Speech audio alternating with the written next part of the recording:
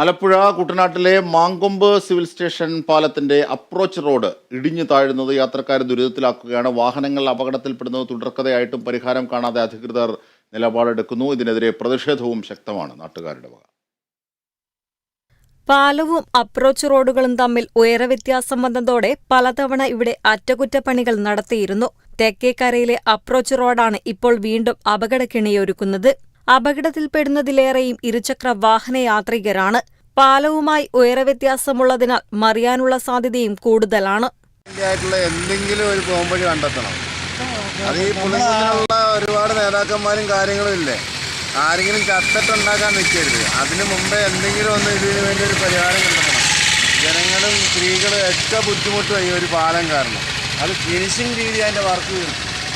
ഭാരവാഹനങ്ങളും KSRTC school ബസ്സുകളും പാലത്തിലേക്ക് കയറാനാവാതെ നിന്നുപോകുന്നതും പതിവാണ്. പുളിങ്കുന്നിലെ വിദ്യാലയങ്ങളിലേക്ക് നിരവധി വിദ്യാർത്ഥികളാണ് ഈ വഴി സൈക്കിളിൽ യാത്ര ചെയ്യുന്നത്. കുറച്ചു ദിവസങ്ങൾക്ക് മുമ്പ് ഒരു കുട്ടിയും അപകടത്തിൽപ്പെട്ടിരുന്നു. എൻ്റെ മകൻ, എൻ്റെ സ്വന്തം അനുഭവമാണ് ഞാൻ ഇത് പറയുന്നത്. സ്കൂൾ വിട്ട് പരീക്ഷ കഴിഞ്ഞ് വരുന്ന സമയത്ത് ഇതുപോലെ ഈ പാലത്തിൻ്റെ തന്നെ അക്കരക്കരയിൽ നിന്നും ഒരു കാർ മുന്നേ പോവുകയായിരുന്നു. ആ ബമ്പിൻ്റെ അവിടെ വെച്ച് അത് സ്ലോ ചെയ്യുകയും ഇവനാ കയറി വരുന്ന സമയത്ത് തൊപ്പി വെച്ചുകൊണ്ട് പോകുന്ന സമയത്ത് തൊപ്പി കണ്ണ് മൂടുകയും ആ സമയത്ത് അവൻ്റെ സൈക്കിൾ അതിൻ്റെ പുറകിൽ വന്ന് തട്ടുകയും അവൻ്റെ സൈക്കിളിൻ്റെ നിയന്ത്രണം വിടുകയും ആ സൈക്കിള് മറിഞ്ഞു വീണ് അപകടം സംഭവിക്കുകയുണ്ടായി.